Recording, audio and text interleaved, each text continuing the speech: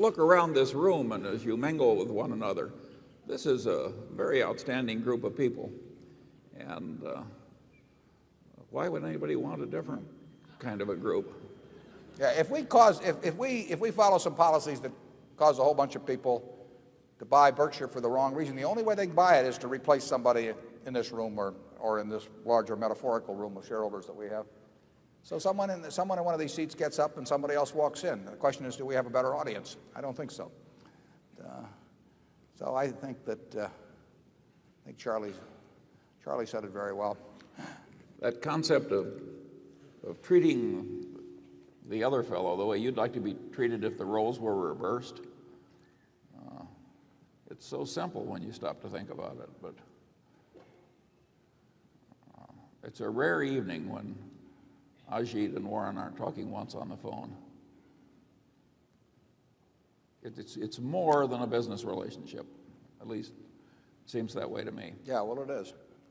Stay that way, too. And by the way, we like our relationships to be more than a business relationship. Charlie and I are very far. We basically, it's a luxury, but it's a luxury that we should try to nurture. We get to work with people we like. And it makes life a lot simpler. It probably helps on that goal of being the oldest living American, too. Yeah, and we tend to like people we admire. Yeah, who do we like that we don't admire, Charlie? Start naming names. Do these people have names? I would say a majority of our managers are financially independent, so that they don't go to work because they are worried about putting kids through school or putting food on the table. So they have to have some reason to go to work aside from that. They have to be treated fairly in terms of compensation, but they also have to figure it is better than playing golf every day or whatever it may be. And so that's one of the jobs we have, and we basically attack that the same way. We look at what they do the same way we look at what we do. We've got a wonderful group of shareholders. Before I ran this, I had a partnership. I had a great group of partners, and essentially I like to be left alone to do what I did. I like to be judged on the scorecard at the end of the year rather than on every stroke, and not second-guessed in a way that was inappropriate. I like to have people who understood the environment in which I was operating. And so the important thing we do with managers generally is to find the 400 hitters and then not tell them how to swing, as I put in the report. Second thing we do is allocate capital. And aside from that, we play bridge.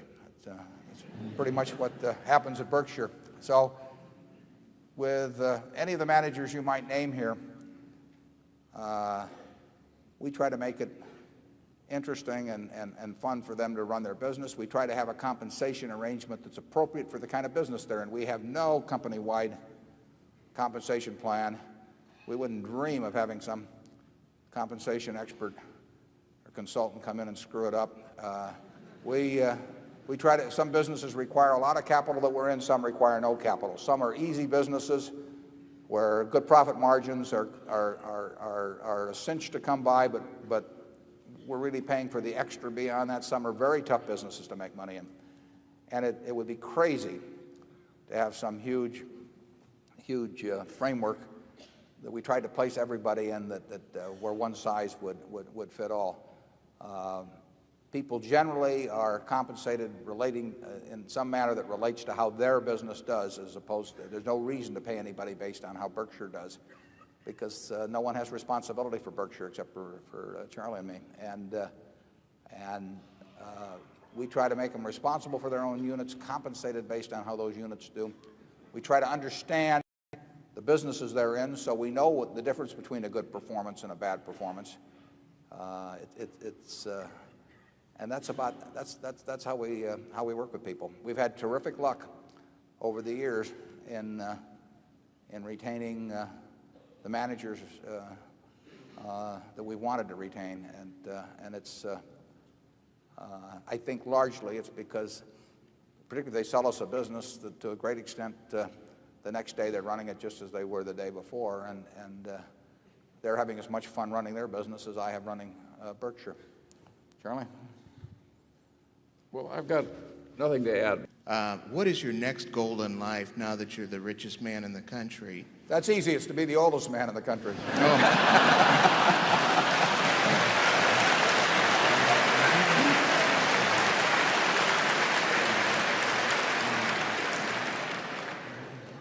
Secondly, you talk about good management with corporations and that you try and buy companies with good management. I feel that I have about as much chance of meeting good managers other than yourself as I do bringing Richard Nixon back to life. How do I, as an average investor, find out what good management is? Well, I think you judge management by two yardsticks. One is how well they run the business, and I think you can learn a lot about that by reading about both what they've accomplished and what their competitors have accomplished, and seeing how they have allocated capital over time.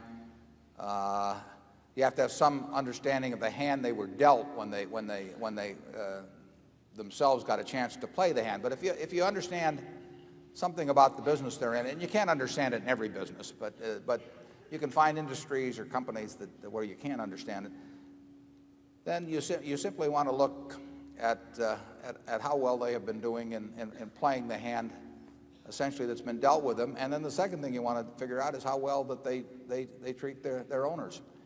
And I think you can get a handle on that oftentimes.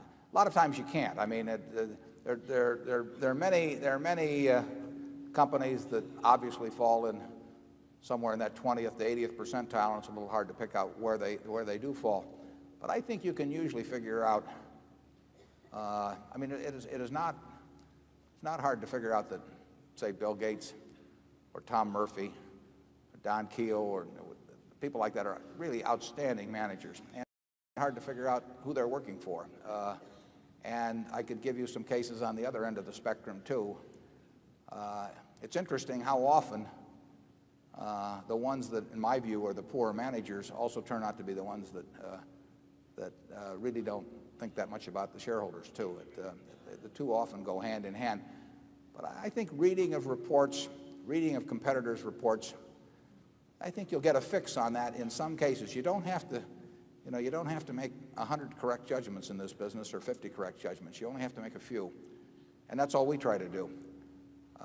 And generally speaking, the conclusions I've come to about managers have really come about the same way you could make yours. I mean, they've come about by reading reports rather than any intimate personal knowledge or knowing them personally at all.